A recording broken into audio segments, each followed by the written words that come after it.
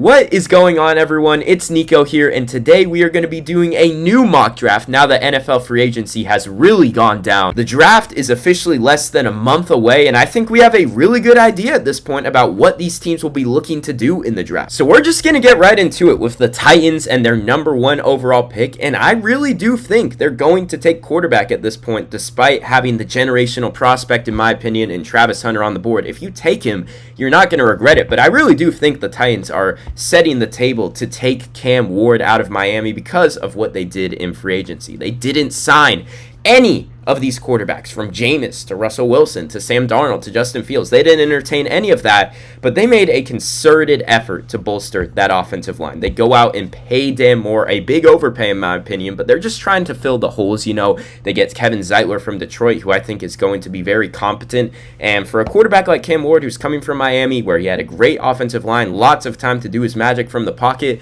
that is going to be critical for his success, and I just think they're laying the groundwork to create a situation where he can come in and make a splash and really turn that franchise around. So I think Cam Ward is going to be the number 1 pick at this point, and you figure then, the Browns are going to take Shedeur because they really need that quarterback. They paid Myles Garrett. They're clearly intending to get this thing right and try to win, but the word on the street really does seem like they are going to take Abdul Carter, just because Abdul Carter is a phenomenal prospect himself, and the idea of pairing him with Myles Garrett off the edge just makes for a completely terrifying and really game-wrecking pass rush that opponents will have to deal with. I think Travis Hunter is very feasible here. The Browns aren't amazing at receiver. They could totally use his talents, but that just seems the way it's going to go, and I'm not going to stray away from all the noise in that sense. So moving on to the Giants at number 3.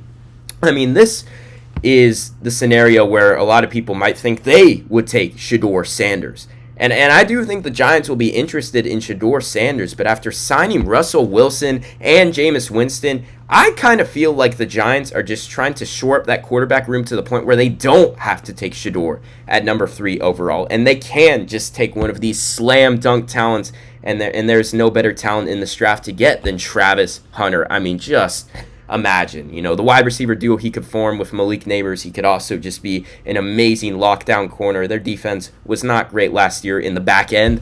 He's gonna change the game for them, and if they have to roll with Russ, it's not the end of the world. It might be the end of the world for Brian Dable and Joe Shane, but just for the Giants, that's a huge win, and I think they've kind of set it up where they don't have to take Shedeur. It seems like they really wanted to trade up for Cam Ward. They couldn't do that, and now they're playing it the smart way, in my opinion. I would not take Shedeur with the number 3 overall pick, and at this point, I don't want to hear it from Patriots fans. I know all these Patriots fans want to get these blue chip prospects, both on defense or a skill guy like Travis Hunter, but at this point, we've got to do right by Drake May. The Patriots have done a good job in free agency, in my opinion, getting him some competent weapons in Stephon Diggs and Mac Hollins, an amazing role player. I think Diggs, if he can come back from that injury, can be a really solid outside target. That should just not be the priority anymore. And they also spent a ton on defense, but they still have that glaring hole at left tackle. Vidarian Lowe is currently projected to start there. That cannot happen. He has been horrible. If you can get Drake May protection, it is going to help his development so much. You cannot understate how important it will be to give him time. So why not just get the proven left tackle, the proven pass protector in Will Campbell out of LSU? I just don't think they would regret that. And I think they put themselves in the position where they can take offensive line at number 4, even if Will Campbell isn't the very best prospect on the board. And then the Jags, I still feel like Mason Graham is the pick for them. They could go in a lot of different ways. Their roster is not very bolstered. There are a lot of areas where they could address, but I just really think that Mason Graham is amazing. They don't have amazing interior linemen. They have great edge rushers in Travon Walker and Josh Allen, but you could really create an identity for your team, like a big strength for them up front for opponents to deal with. And I think James Gladstone, coming from the Rams, where they built an amazing defensive line, would be all over that. So the Raiders at number 6, I think they're going to take a weapon. I think that's the route for the Raiders to go at this point after trading for Geno Smith, bringing in Chip Kelly's offensive coordinator. You want to make some noise offensively. And in my opinion, I think they could very well take Ashton Genty. It makes sense with how bad their running back room has been. I'm not trying to disrespect the GOAT Raheem Mostert, who's now in town. But I just think, after trading for Geno Smith, which I really liked, I really like that move, but what is the point of it if you're not going to give him the launch codes and really give him some weapons to throw to, like they did in Seattle, and they have the offensive line a little bit better to support him now in Las Vegas. And I just think that outside of Jacoby Myers at receiver, it's not looking great. I think Ted McMillan makes a lot of sense as a outside guy who can really win those catches for Geno Smith. He can really test tight windows with him. And I think Ted McMillan is a more explosive threat than people might give him credit for just with his size and everything. He's got some juice to him down the field. And passing on Genty is tough, but I think it might be worth it. And they could also take Luther Burden there. I would not mind that. And then the Jets at number 7 is a team that I have really been mocking Tyler Warren to. Just because they have that need at tight end. Tyler Conklin has officially left for the Chargers, but they also have a very big need at right tackle. They lost Morgan Moses. I believe Warren Carter is currently projected to start there. So why not just take Armand Membao and perfect seamless fit at right tackle. He can help you in the run game. He just really contributes to building a good offense around Justin Fields, I think.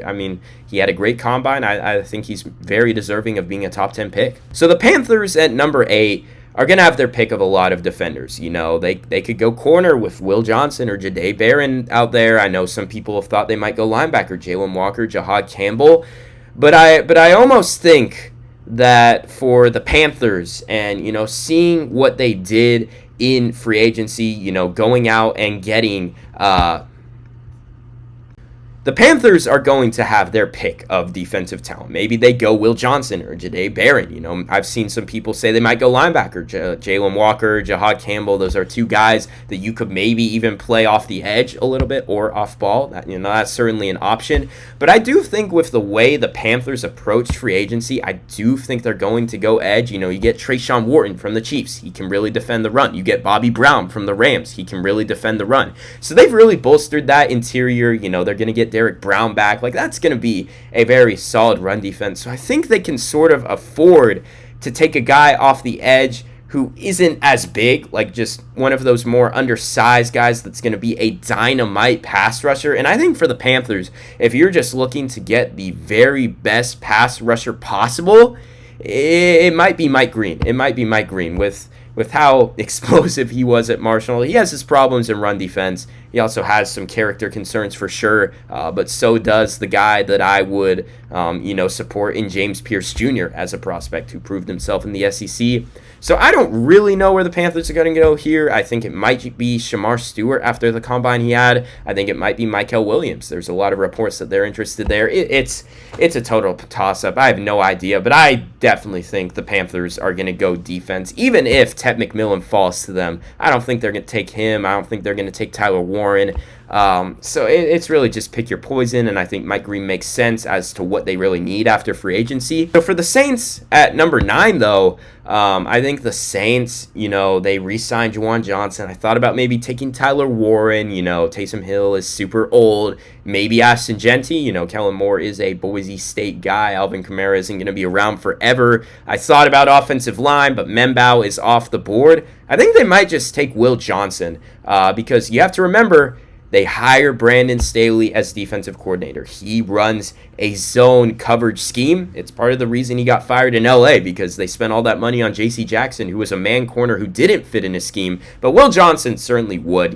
He's experienced in that type of stuff at Michigan, a great zone corner. And then you get to the Bears at number 10, and it couldn't be a more obvious pick. Ashton Genty. I was sort of hesitant to make this pick in the past because I felt like if you're not getting that offensive line for Caleb Williams right first and foremost, you're doing wrong by him. It's part of what I feel like for the Patriots. You have to figure out the offensive line first, and then everything else can fall into place. But man, oh man, did the Bears do an amazing job. They did the best job of anyone addressing their offensive line this offseason with Drew Dahlman, Jonah Jackson, trading for Joe Thuney. It's just unreal, and they're going to have really good run blocking in Ben Johnson's offense that had such a prolific run game in Detroit. And I think at this point you can feel comfortable spending that pick on Ashton Genty because you trust that they have the situation to maximize the dynamic talent he is, and you trust that you've done right by Caleb Williams at this point, giving him pass protection as well. So Ashton Genty to the Bears is a total home run, and I think it's a responsible pick at this point. And then you get to the Niners at number 11. They're in a weird spot. I don't really know how much they're trying to compete this year. They have that easy schedule. And I think after losing Aaron Banks to the Packers, Kyle Shanahan might just be looking for that next guy that he can slot into his zone scheme, and I like Ray Zabel. I think this might feel high for a lot of people for him out of North Dakota State. Wasn't playing FBS ball, but he is really awesome, and he's a good athlete, and he can get out in space, and he has versatility from tackle to guard. They can just fit him in wherever they want around Pooney and Trent Williams. And then you get to the Cowboys at number 12. And in the past, I really felt like maybe they go Omarion Hampton. I really felt like they would go Ashton Genty, but I just don't think he's making it past Chicago. I would really be shocked at this point if that's the case. But we're going to say, what if the Cowboys don't go running back? What if they want to address the offense in a different way or just address their needs? They just lost Brandon Cooks to the Saints in free agency. They have a need there. I think the Cowboys should heavily consider taking a receiver, especially to complement CeeDee Lamb. They really do not have the guys right now, from Jalen Tolbert to Jonathan Mingo. I know they love Jonathan Mingo.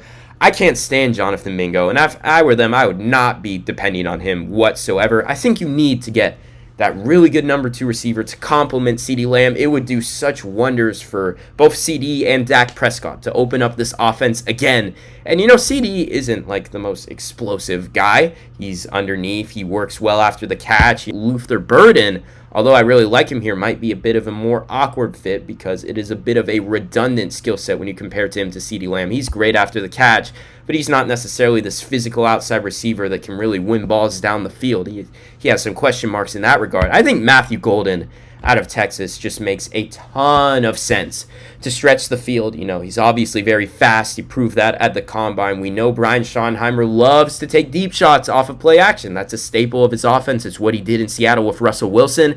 And I just think that he would complement CeeDee perfectly. So the Dolphins at number 13, they just luck into a really great pick here in Tyler Warren.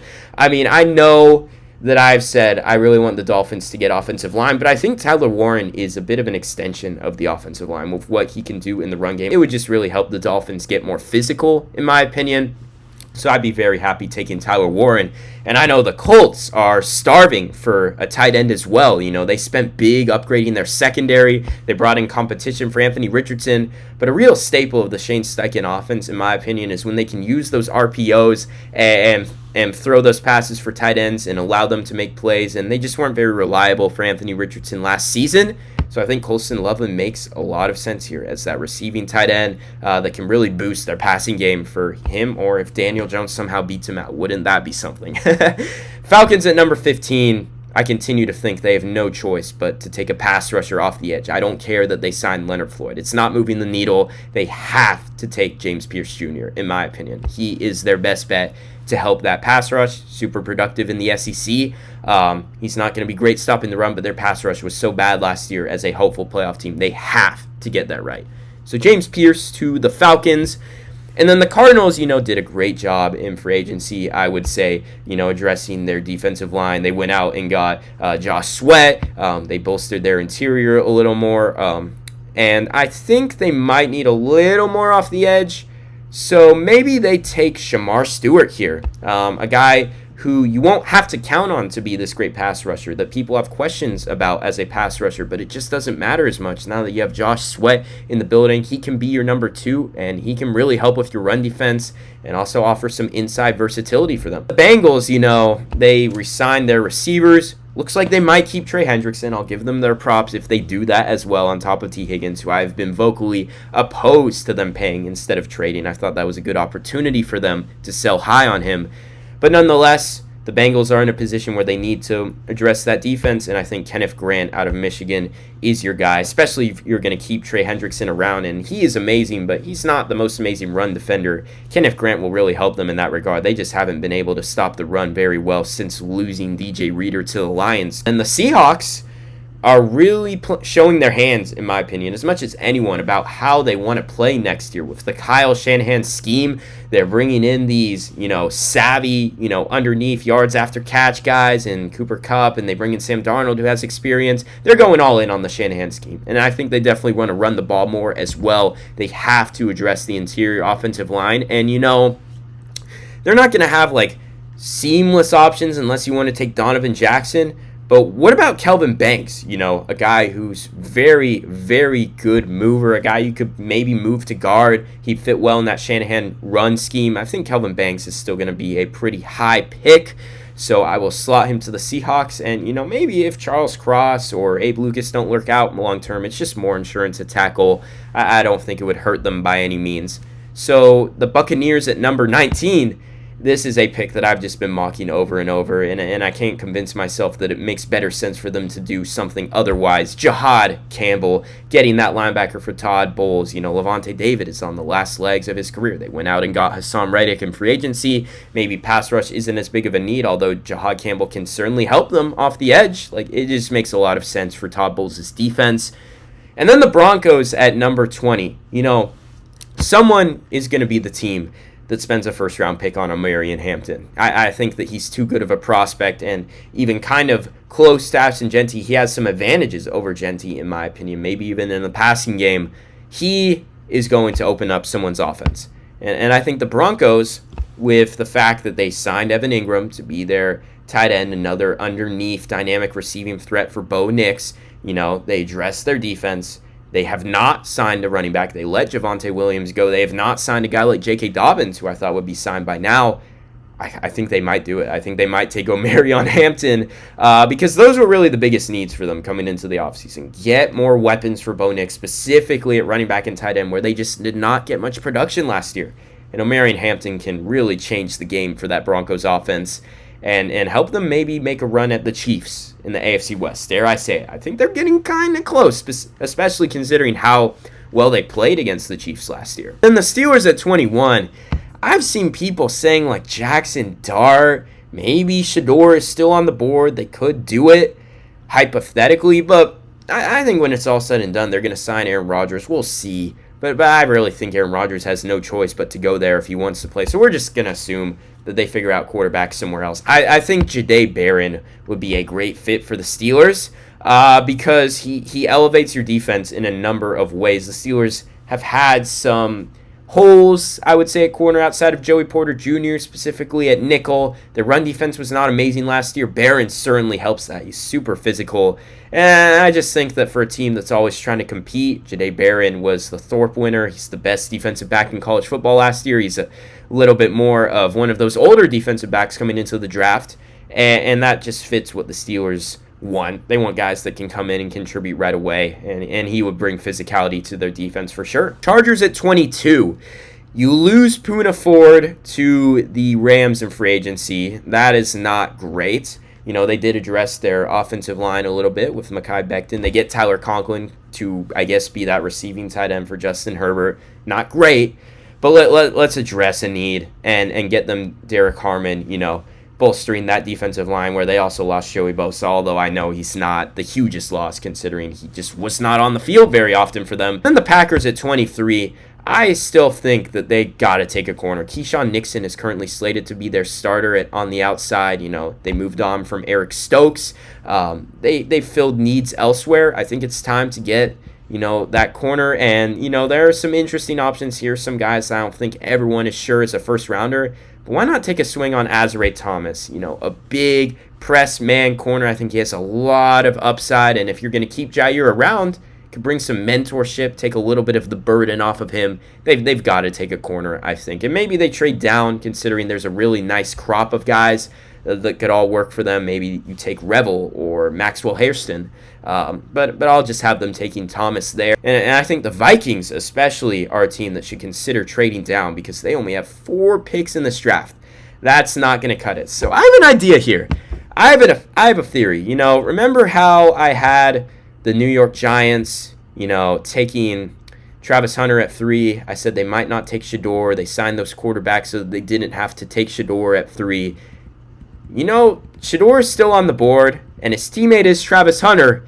And, we see teams all the time want to trade into the first round so that they can get that quarterback on the rookie deal. You get that extra year at a discount. That's a big deal. What if the Giants want to reunite Travis and Shedeur at the NFL level and just not have to take Shedeur with such a high pick, and they can just trade up from the second round, give the Vikings more of those picks that they desperately need, I think. 4 picks is just crazy for any team. I know their roster is very much set, but still. So I think the Giants maybe trade up from number 34 and, throw in an extra pick, maybe 105 and 219, just giving the Vikings a little bit more of those lottery tickets. Just try to add some talent in this draft. It makes a lot of sense for the Vikings to trade down. And I think if the Giants will still be interested in a quarterback in this draft for sure, just maybe not at number 3. I think this is sort of like that middle ground that makes a lot of sense for them to get Shedeur. And now he's reunited with Travis Hunter, and you're going to support, I think, Shedeur pretty well. You're going to give him a good chance to succeed with his college teammate, with Malik Neighbors, with Brian Dable. I think their offensive line is pretty competent in pass protection when healthy. I think it makes more sense than forcing Shedeur at 3. I kind of like that move for both sides, even though I'm not a huge Shedeur fan. The Texans at number 25, I've been penciling this one in. Donovan Jackson, dude. CJ Stroud's former teammate. It seems like the Texans are set at tackle. They brought in Cam Robinson, and I just don't know if they're going to take a guy like Josh Simmons. Maybe they take Tyler Booker because he would fit well in that gap scheme with their new offensive coordinator and Nick Caley. But I think Donovan Jackson is so versatile and dependable, and he has that chemistry, and he's a Houston guy. I would just love to see it. Rams at 26. I thought about giving them Luther Burden for a while. Then they went out and got Devontae Adams. So it seems like they are set in that regard. They're not going to tinker with their offense a little bit more. I think they need to worry about addressing that defense if they want to make a run with Matthew Stafford and everyone next year. They need more on the back end. And why not take a swing on a guy like Maxwell Hairston? Could be really, really dynamic on the back end. Blazing speed, good ball skills. He has experience in his own scheme. He'll fit well in that Rams defensive scheme under Chris Shula. I know the Rams aren't like over the moon to get the combine high performers. That's really been their formula, is actually to get the guys who have bad combines that just had a lot of proven production and good tape in college. So it would be a little bit against the grain, but it's also a good fit.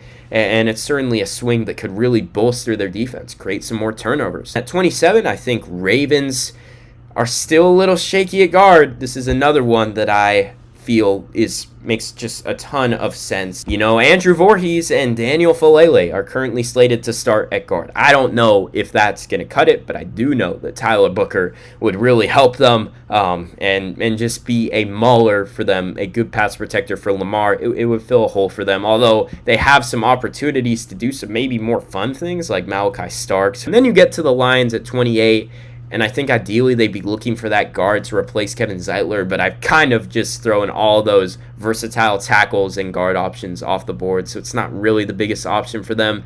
Maybe they just look to address their defense a little bit more and say, hey, let's get a guy in Michael Williams who can bolster that defensive line. They just don't have a ton outside of Aiden Hutchinson at this moment in time. They did re-sign Live Onsarike to help on the interior, and I think Michael Williams just brings more versatility. They've got some injury-prone guys there, so it just makes sense for a team that's just trying to be competent in the trenches and really wants to compete for that Super Bowl. And then you get to the Commanders at number 29. I thought Luther Burden was the perfect fit until they went out and traded for Debo.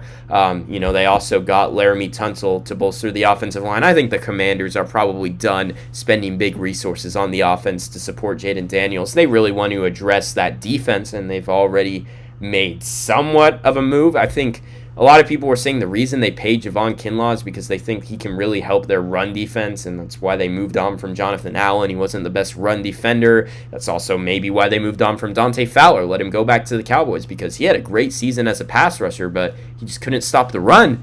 So I think they might be looking for more physicality rather than pass rushing juice, and I think Nick Scorin would really help with that out of A&M. I mean, he really can also bring a lot for you as a pass rusher, but he's a little bit more of that bulkier, physical guy who's willing to defend the run. He showed that at A&M this year. I think some people are on the fences of if he'll actually go in the first round, and the Commanders have needs in the secondary, but I think that would make sense if they're really trying to improve their run defense more than anything. I think Michael Williams or Shamar Stewart would just be perfect in that regard, but that's just not how the Cards play here. And then the Bills at number 30, they've just been retaining a lot of their talent. They look pretty sound in most places. They definitely could use more pass rushing juice. I don't know, man. I don't know. I don't know if that's stopping you, though, from taking Malachi Starks. I don't think they'd take Luther Burden, but Malachi Starks would just really elevate that secondary. I know they brought back DeMar Hamlin, but that was a pretty small deal. So, I mean, getting a talent like that is a good opportunity for Buffalo as a contender that has such a low pick. You know, you just got to capitalize on that, and you can worry about filling some more minor holes moving forward. You know, there are still some intriguing pass rushers in this draft. And then the Chiefs at 31, you know, they've got their tackle situation figured out. It probably, you know, they pay Jalen Moore from the Niners. Looks like they might move Kingsley Sumataya inside after trading Joe Thuney. I'm not going to worry about the offensive line here. I am worried for them on the defense, though, after losing Trayshawn Warren. Like, who's going to be playing alongside Chris Jones? And why not, you know, take a chance on a guy like Walter Nolan to play alongside Chris Jones, a guy who has a ton of upside, but it's just a little bit unproven. He has some character concerns. We know the Chiefs have drafted guys with character concerns before. I think that's an environment where Walter Nolan could really succeed and hit his potential, learning from Chris Jones and, you know, help him for now and take over for him in the future. And then we get to the final pick in the first round, the Eagles. I know it seems a little crazy that Luther Burden might fall out of the first round. I really like Luther Burden. I want to make it clear. I really do like him, but when you look at the back end of this draft, there just aren't many teams he makes sense for. And like, if the Cowboys prefer Matthew Golden, like, I don't know, man. I don't know. Maybe someone trades up. Maybe the Titans trade up to pair him with Cam Ward, but they're sitting there at 35, and Ibuka's also on the board. So I think the depth of this receiver class might cause Luther Burden to fall out, and I don't think the Eagles are going to take him. So with the final pick in the first round, I'm going to have the Eagles taking Nick Emmanwori out of South Carolina. You know, they traded away C.J. Gardner-Johnson, which was pretty shocking to a lot of people, and now they have a bit more of that need. Physical, dynamic safety. Emmanwori fits the bill. He had a great combine. I know a lot of Eagles fans like him, and that would make a lot of sense for Howie Roseman to address with that final pick in the first round. So that is the full first round of my updated mock draft. If you watch this all the way through, you are seriously the GOAT. I mean that. I really appreciate the support, and if you haven't already, make sure to like and subscribe to support the channel so I can do more content on YouTube moving forward. So with all that said, thanks for tuning in, and I hope y'all have a great day.